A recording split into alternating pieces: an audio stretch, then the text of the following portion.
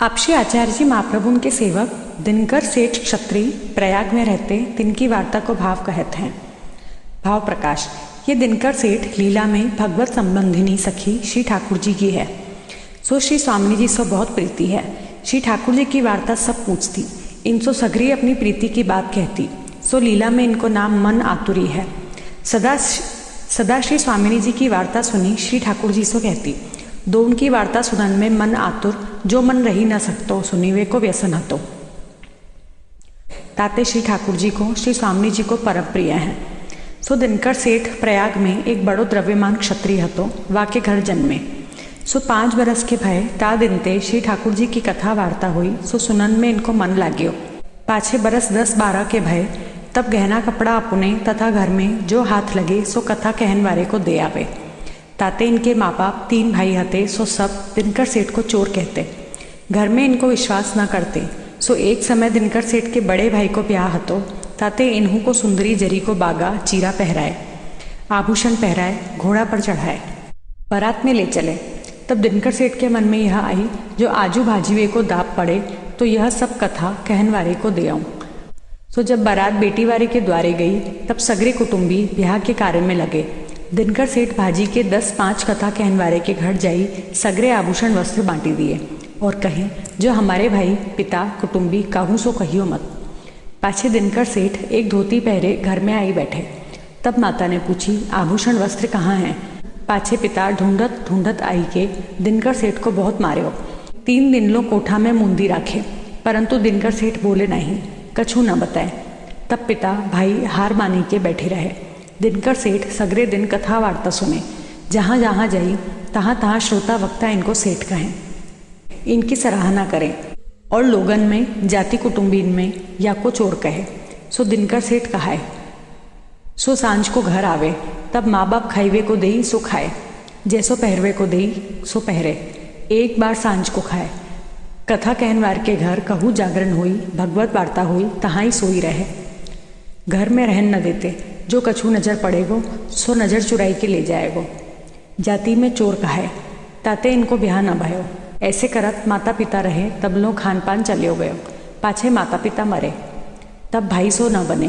तब दिनकर सेठ ने विचारियो, अब यह गांव छोड़िए तो आछो। सो प्रातःकाल त्रिवेणी नहाइवे को घाट पर दिनकर सेठ आए और श्री आचार्य जी ने अडेलते कृष्णदास मेघन सो कहियो, जो शहर में जाई खांड 2-4 रुपया की ले आओ। तब कृष्णदास मेघन त्रिवेणी में आए, 2 स्नान करत हैं। तब दिनकर सेठ ने कही, तुम कौन हो? तब कृष्णदास पूछे, तुम कौन हो? हमसो पूछो सो तुमको कछु काम है? तब दिनकर सेठ ने कही, मोको यह गांव छोड़ना है, सो तुमको परदेसी जानी पूछियो। जो कहू को भगवत वार्ता कथा आवत होए तो मैं उनके संग जाऊं। मेरे घर में द्रव्य बहुत है। सो माता पिता हते, तबलो निर्वाह भयो। अब 3 भाई हैं। सो मोको चोर कही बुरे बचन बोलत हैं। मेरो ब्याह भयो नहीं। सो ठाकुर ने आछी करी। तब कृष्णदास देवी जानी कही, तुमको कथा सुनने को व्यसन है तो अडेल में श्री आचार्य जी के श्रीमुख की कथा तो एक दिन सुनो, पाछे जहाँ मन हुई तहाँ जाइयो। तब दिनकर सेठ इतनो सुनत ही वहाँ ते नाव पर चढ़ी अडेल आए। ता समय श्री आचार्य जी पोढ़ी के उठे हैं। 1.25 दिन पिछलो हतो। तब दिनकर सेठ ने दंडोत कियो। तब श्री आचार्य जी ने कही, आओ दिनकर सेठ, बैठो कथा सुनो। पाछे आपू 10म स्कंध में भ्रमर गीत को व्याख्यान किए। सो दिनकर दास के नैनन सो आंसू के प्रवाह बहे। मन में कहें, हाय हाय, इतने दिन मेरे यूं ही वृथा गए। अब तो इनकी सरनी है, सदा इनके पास रही कथा श्रुति को पान करें। पाछे कथा है चुकी। तब दिनकर सेठ ने विनती करी, महाराज मोको कृपा करी के शरणी लीजिए। तब श्री आचार्य जी ने कही, तू कथा तो बहुत सुनी, परंतु अबलो सेवक नहीं भयो। तुमको बड़े बड़े पंडित स्वामी मिले, तिनके सेवक क्यों नहीं भय? तब दिनकर सेठ ने कही, महाराज जितने स्वामी पंडित मिले तितने द्रव्य के संगी मिले। जहाँ लो भेंट करी तहाँ लो प्रीति बहुत करते। अब कोई मुझसे बोलत नहीं। आपू साक्षात भगवान हो।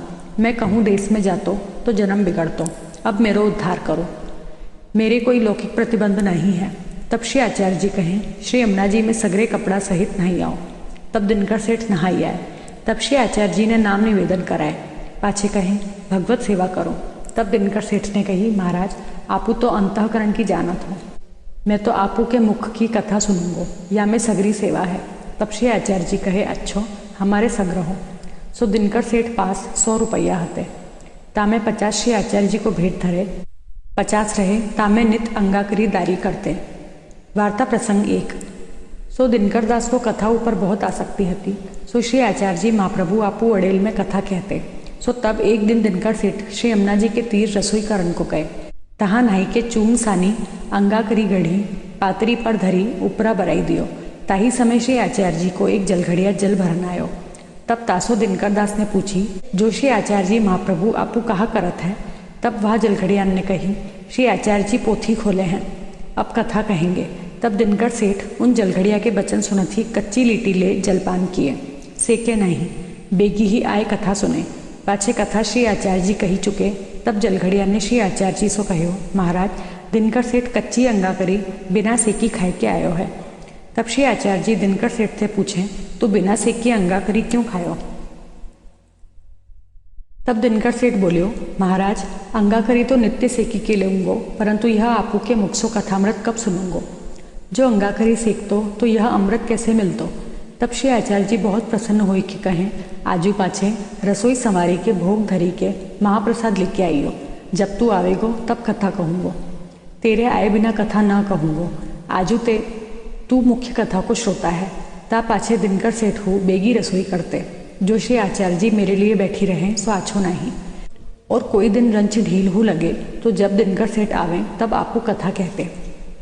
भाव प्रकाश या में यह सिद्धांत भयो, जो काची अंगाकरी असमर्पित को महादोष है, परंतु श्री आचार्य जी की कथा में दृढ़ स्नेह है।